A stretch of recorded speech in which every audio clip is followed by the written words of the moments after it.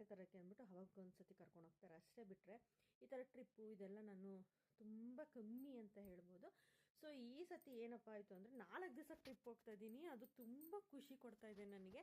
ಯಾಕಂದರೆ ಮನೇಲಿ ಯಾರೇ ಆಗಿರ್ಬೋದು, ಈಗ ಯಾರನ್ನ ಏನಾರ ಒಂದು ಕೇಳ್ತಾ ಇದ್ದಾರೆ ಅಂತಂದಾಗ ಅವರು ತುಂಬ ಖುಷಿಯಿಂದ ಹೋಗ್ಬಿಟ್ಟು ಬಾ ನಾನು ನೋಡ್ಕೊತೀನಿ ಅಂತಂದಾಗ ಆವಾಗ ನಮಗೆ ತುಂಬ ಖುಷಿ ಆಗುತ್ತೆ. ಸಡನ್ನಾಗಿ ನಾವು ಹೇಳಿದಾಗ ಬೇಡ ಅಂತಂದ್ಬಿಟ್ರೆ ಅದೊಂದು ಥರ ಬೇಜಾರಾಗ್ಬಿಡುತ್ತೆ. ಆ ಟೈಮಲ್ಲಿ ನಾವೇನು ಮಾಡ್ಬೇಕಂದ್ರೆ ಸಿಚುವೇಶನ್ನ ಅಡ್ಜಸ್ಟ್ ಮಾಡ್ಕೊಬೇಕಾಗುತ್ತೆ. ಯಾಕಂದರೆ ಮನೇಲಿ ಹಸಗಳಿದೆ ಎಲ್ಲ ಇದೆ. ನನಗೆ ಏನು ಸೆಂಟಿಮೆಂಟ್ ಅಂದರೆ ನಮ್ಮ ಹಸಗಳನ್ನ ಬಿಟ್ಟು ನಾನು ಎಲ್ಲೂ ಹೊರಗಡೆ ಹೋಗಲ್ಲ. ಅದೊಂದೇ ಮೇನ್ ಪ್ರಾಬ್ಲಮ್ಮು. ಎಲ್ಲೇ ಆಚೆ ಹೋದರೂ ನನಗೆ ಗಮನ ಎಲ್ಲ ನಮ್ಮ ಹಸಗಳ ಮೇಲೆ, ಏನು ಮಾಡ್ತಾಯಿದೆಯೋ ಹಸಗಳು ಅಂತ ಅನಿಸುತ್ತೆ. ಸೊ ಪ್ರತಿ ದಿವಸ ನಾನು ಇದೇ ರೀತಿ ಬ್ಯುಸಿಯಾಗಿರೋದ್ರಿಂದ ನನಗೆ ಹೊರಗಡೆ ಅಲ್ಲಿ ಸುತ್ತಬೇಕು ಇಲ್ಲಿ ಸುತ್ತಬೇಕು ಅನ್ನೋವಂಥದ್ದು ನನ್ನ ತಲೆಯಲ್ಲಿ ಇರೋದೇ ಇಲ್ಲ. ಕೆಲಸ ಅಂತ ಅಂದ್ಕೊಂಡು ಇರೋದು.